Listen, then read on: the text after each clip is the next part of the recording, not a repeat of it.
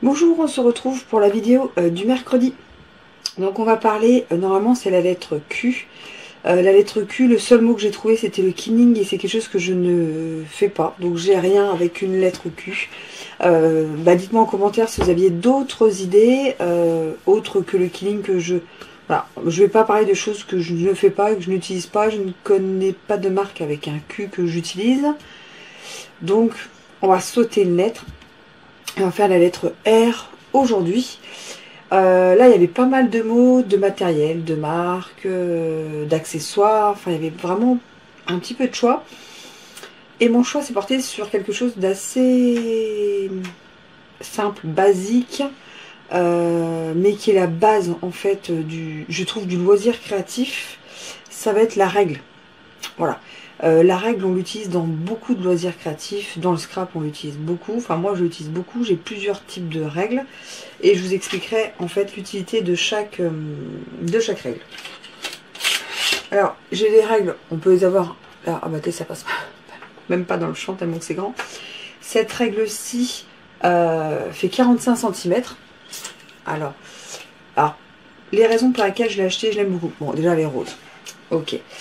Deuxièmement, donc elle est en inch et en centimètres. Moi, je trouve ça très utile en inch et en centimètres parce qu'il y a des projets qu'on peut reprendre des américaines qui sont en inch et du coup, on peut les utiliser, même nous, et après, on peut calculer pour être en centimètres, mais voilà, moi, ça me dérange pas. Un projet en inch, un projet en centimètres, ça me dérange pas. Donc voilà l'utilité. Et en fait, c'est une règle métallique. Donc ça, c'est hyper important quand on utilise les scalpels, le scalpel, le cutter, c'est hyper important, ça évite d'abîmer la règle. Donc là il y a du liège en dessous, c'est vraiment pour le maintien et tout ça. Donc elle est vraiment très très bien cette règle, mais j'utilise voilà quand c'est des grandes choses, des grands projets ou quand je dois mesurer des grandes pages, parce que c'est trop grand en fait, c'est pas assez voilà, c'est pas assez pratique pour mesurer vite quelque chose. Donc j'utilise vraiment, voilà, quand c'est des grandes pages ou des grands projets que je vais un peu centrer. Voilà, donc cette règle j'utilise pour ça. Elle est d'ailleurs tout le temps ici, devant moi, devant le tapis. Comme ça je sais où elle est parce qu'elle est grande. La règle que j'utilise aussi, c'est celle-ci. Donc ça c'est une règle de chez Action, je crois. Donc elle fait 30 cm, 12 inch. Alors c'est pareil, je l'utilise pour ça, parce qu'elle est métallique.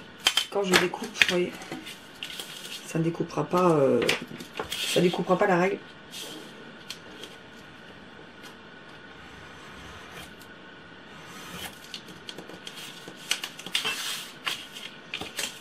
Voilà.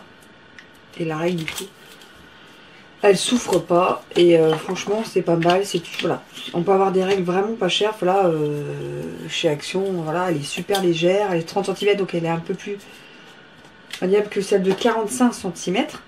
Donc ça c'est la deuxième règle. J'en ai plein, je vous le dis tout de suite. Ah là, celle-là j'utilise beaucoup. Donc c'est la marque Silhouette, celle que j'avais dans le kit, qui fait 15 cm ou 6 inch. Elle est toute petite. Celle-là j'utilise beaucoup pour mesurer en fait. Parce que elle est dans mon pot et tac tac tac pour mesurer. Je la trouve très pratique. Pour les cartes 10-15, elle est super pratique, elle est toute petite. Je l'emmène aussi quand je pars faire du scrap chez des copines. Parce que voilà, elle rentre dans la trousse, donc c'est hyper pratique. Donc une petite, je trouve, voilà, il faut l'avoir. Cette grande, je l'utilise pas mal aussi. Elle fait 40 cm, donc vous voyez, j'ai du 15, du 30, du 40, du 45. J'ai toutes les tailles. Je l'avais acheté avant celle-ci, parce que j'avais été un petit peu embêtée, parce que j'avais pour plus de 40 cm une fois, donc ça m'avait un peu embêtée. Voilà, celle-là, vous voyez, elle est un peu sale quand je mesure des choses. Enfin là, celle-là, j'utilise plus, elle est dans mon pot à patouille. Voilà, comme ça, si elle est un peu sale et tout, c'est pas grave. Mais j'utilise pas avec un cutter. Voilà, je vais plus l'utiliser. D'ailleurs, ça se voit que j'ai utilisé pour ça. Quand je fais mes petits traits, par exemple, les petits traits de surpiqûre,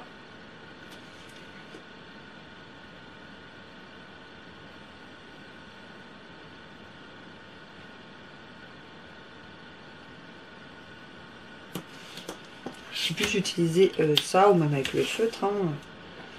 Je vais plus utiliser voilà, celle-ci. Puis elle est grande, le maintien est là.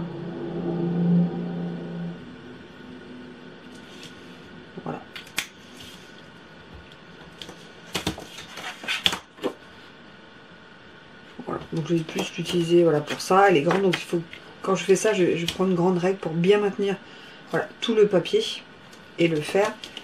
Et en centimètres, je trouve ça plus pratique, j'avoue.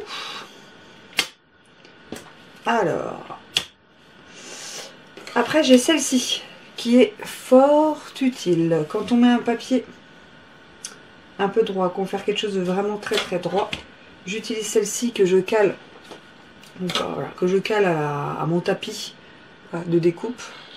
Je le cale, hop, oui, comme si là c'était mon tapis de découpe, hop, je le cale à mon tapis de découpe, et du coup, c'est toujours droit.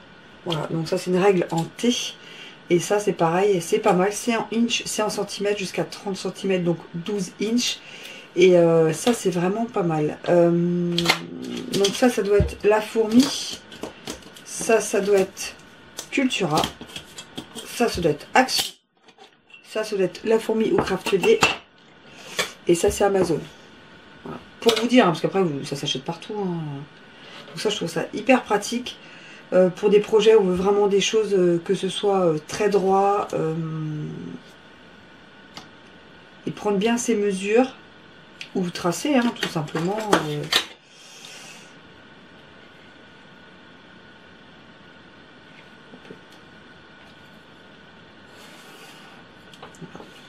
Vous voyez, donc, et puis là, elle tient pas en fait, elle coulisse, vous voyez, sur le bord de mon tapis de découpe, ça coulisse. Voilà, donc après on met bien sa feuille en fonction sur les petits carrés de son tapis, de découpe, et du coup on est bon.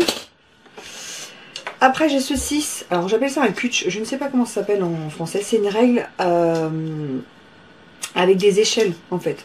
Un 20e, un 75e, un 25e, un centième, un 50e, un 125e. Et ça je l'utilise quand je veux mettre quelque chose à l'échelle. Quand il y a un projet par exemple qui est un petit peu trop grand, je vais le mettre à l'échelle, ou voilà, pour essayer de garder à chaque fois les mêmes mesures et de m'éviter de calculer comme une dingue. Je l'utilise beaucoup. Après c'est un ustensile que j'utilisais quand j'étais étudiante, il y a très longtemps. Et alors c'était pas le même hein, parce qu'à l'époque c'était vert, bleu et rouge. Là c'est des couleurs un petit peu plus sympathiques. Ça j'ai acheté chez Stone Green. Et ça j'utilise de temps en temps. Je l'ai dans un pot derrière, et voilà, quand je veux mettre quelque chose à l'échelle ou changer d'échelle, ou voilà, ça peut être franchement très intéressant. Pourquoi j'utilise aussi une règle? J'utilise une règle aussi pour... Alors donc on utilise une règle pour marquer. Donc voilà, hop, j'ai des bêtises en plus. Hop, pour marquer, enfin pour créer, voilà, pour noter, pour marquer. Quand on a un projet après, c'est plus facile souvent pour découper ensuite au massicot. On l'utilise pour découper aussi, comme j'ai fait ici. Je l'utilise aussi pour faire mes points de surpiqûre. Voilà, ou pour faire un cadre en feutre de couleurs coordonnées, c'est sympathique aussi. Et on peut le faire aussi pour en plier. En fait, quand on a un projet, ça c'est le petit touche à tout que je vous ai présenté, on a ça, les petites boules là comme ça, pour en fait marquer les plis. Voilà. Soit on fait avec un massicot, soit on fait avec une règle. Donc les plis, et hop, on va mieux se mettre sur l'arrière, les plis sont marqués. Et voilà, c'est plus facile à plier. Vous voyez, donc moi j'utilise une règle pour tout ça. La règle c'est quelque chose dans la base du scrapbooking, du loisir créatif. Je pense qu'il faut toujours, voilà, quand on commence le loisir créatif, le scrap, il faut avoir une ou deux règles. Voilà. Et une au moins, il y a inch et centimètre, et puis l'autre inch. Après, on peut prendre deux tailles différentes. Voilà, moi, je pense que du coup, je dois aimer les règles, vu le nombre que j'ai. Mais je trouve ça super pratique, et d'en avoir différentes pour des utilisations différentes. C'est franchement super sympa. Et voilà, bon après, moi, je scrape depuis... Enfin, j'aime le loisir créatif depuis pas mal d'années, donc voilà, je n'ai pas acheté 6 la même année, mais après, dans l'utilité qu'on a au quotidien, on trouve ça sympathique d'en avoir plusieurs. Alors, après, petite question pour vous en commentaire, enfin en bas, est-ce que vous utilisez beaucoup de règles, vous, en loisir créatif, en scrapbooking? Est-ce que vous êtes comme moi, vous en avez plusieurs? Ou est-ce que vous en avez qu'une et vous l'utilisez et ça suffit? Et si vous en avez plusieurs, les utilisations, vous avez comme, voilà, comme moi, j'utilise celle-ci pour ça, ça voilà.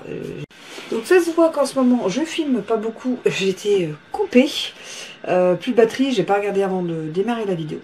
Désolée. Donc je vous demandais, est-ce que vous, voilà, vous avez plusieurs utilisations par règle, vous en utilisez qu'une, des grandes, des petites, quelles sont les dimensions, enfin voilà, dites-moi, vous, les règles et votre histoire avec vos règles. Sur ce, je vous dis à très vite en vidéo, et puis bonne journée. Allez, tchuss.